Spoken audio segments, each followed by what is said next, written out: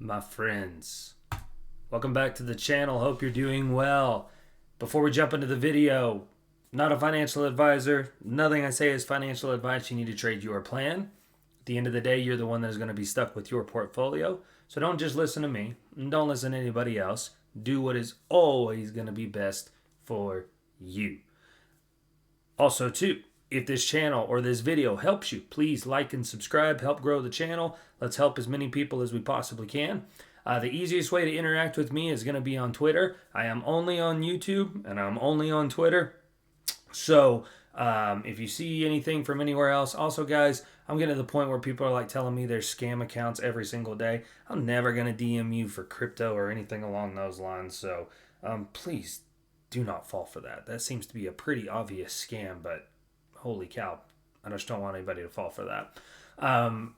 Wanted to jump in here and do an update on AMC. I'm going to have my weekly outlook video still out tomorrow. However, everything I was wanting to cover was starting to become so massive. I was like, dude, this is going to be like a 45-minute, hour-long video.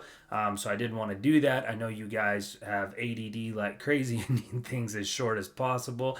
That's what she said. But I wanted to make sure that I jumped in here and tried to break it down, give you guys a few more videos that are not quite as long. So I wanted to expand upon what I just tweeted out, where I was basically saying, you know, right here, if I was looking at this chart like this, I would be hella bearish. And so let's do that. Let's jump into the chart.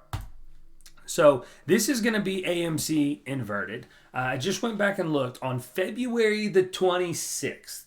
All right. So for all you SOBs that are out there going, he's always wrong or doesn't know what he's talking about. On February the 26th, more than a month ago, about 6 weeks ago, I put out a video with AMC flipped upside down, basically saying it looked like it could create a double top and spill out. And that is exactly what happened. So that would have been right around in here.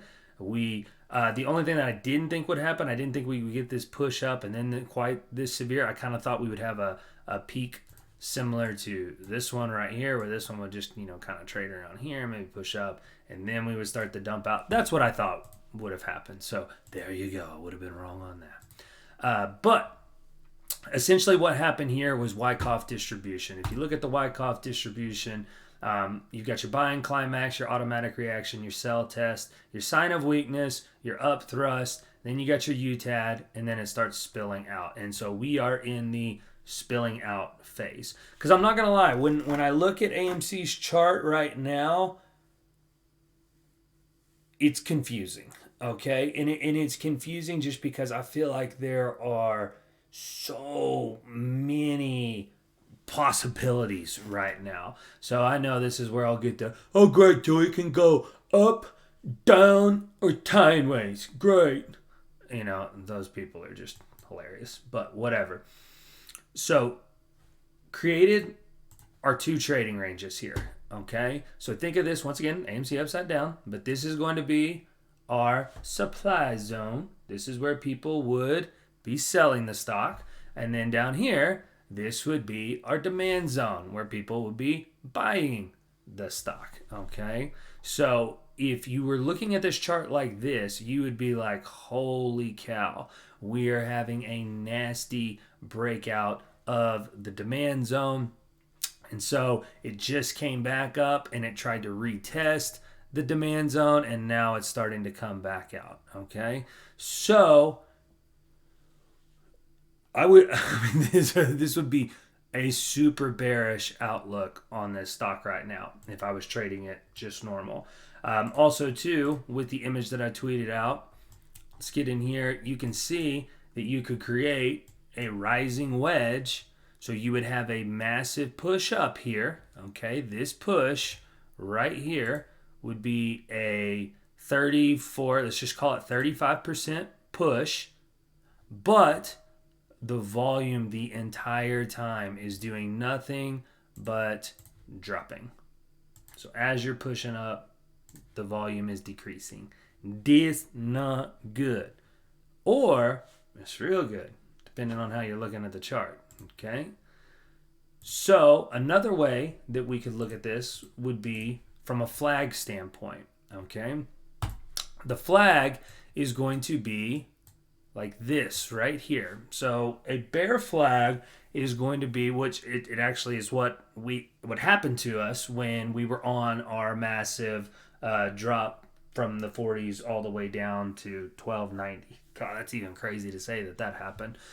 But if you look at how bear flags work, it's you get a big push down, okay? So you have selling, then you have a reaction, you hit some support, and that reaction turns into bullish. The price starts moving back up, but as the price starts moving back up, the volume starts to dry out with it, okay? That's a telltale sign of a bear flag. So we go back to the chart. We are rising, but we have decreasing volume. So TA would say that you're going to come out of this channel. Now, where this channel ends, nobody knows for sure. Typically, the bear flags or bull flags, however you want to look at it, don't retrace more than up to 50% of the entire pole channel, if you will. So if we look at it from where it started, that'd be 72%.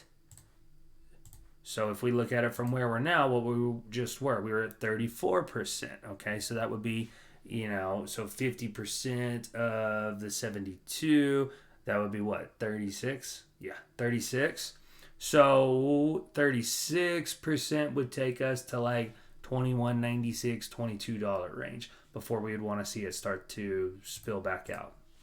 I was just telling somebody on Twitter that at this point, unless we really start pushing back up, we're close enough to this gap right here at the $20 range. I'd just as soon go fill it like on Monday and Tuesday. So kind of push down Monday and Tuesday and then start recovering towards the end of the week. That makes a lot of sense too. You can see this channel could take us right to that. Also too, if we're looking at this from a wedge standpoint, typically what you're going to have happen. So this, and for AMC, this would make a lot of sense too. So we know how AMC likes to run like Monday, Tuesday, and then they try to push us back down. Just look, Max Payne's like at $22 this week. So a move where we actually start to move up on, there we go. Actually start to move up on Monday or Tuesday, then push back down to retest our breakout, then start curling back up, to me makes a lot of sense. Okay, so that's another option that we could be looking at. But overall, long-term macro perspective, this is a very bearish, bullish setup. Okay, so wanted to go, let's go to the 4-hour chart real quick. Get rid of these trends. So, dang it. So you can just see right here, man, it's just following this channel right here. So if this channel took us, down here and we filled the gap, and honestly, we're at the point too. This makes a lot of sense. I'm kind of talking myself out of it right here on the spot. But it makes a lot of sense where everybody's just like, myself included, like, okay, let's go fill the gap. All right. There could be, some puts going on and everything like that. People like, yeah, screw AMC. It was a stupid pump and dump. And I could see a bunch of people trying to load up on puts. And then the market makers saying, thank you. We'll take that premium. Let's push it back up. That makes a lot of sense too. Okay. So overall, the path that I would be looking for would be something like this, where, we just start grinding out. And on the bear flag, I'm sorry, let me go back. So on the bear flag 2, typically your next leg down is equal to your first leg, okay? So if we do that, or if we measure it, and here's another way you could look at it too. So if we start from here to where our top was, that was 100 and let's just call it 160% run, okay? So we could potentially retrace 80 of that. Wait. That's not right. Let me make sure I do this. That was just not giving me the right numbers. So yeah, 160%. So half of that would be 80%. Okay, this isn't wanting to work that way. So, but basically, you know, we went from 12.90 all the way to 34. Let's do it on my phone since TradingView's not wanting to work. So 12.90 minus, let's call it 34, 21.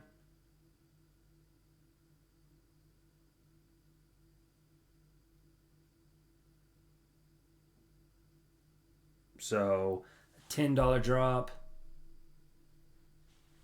Yeah.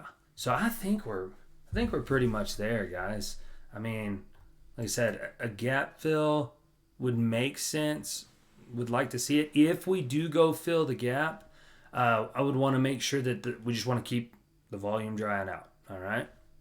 So typically, depending on how you look at this, and I would probably look at it from right here. Okay. So the second pole would be equal to the first pole. So if you go from here, where it was like we went from 15 to 34, so like a $15 move.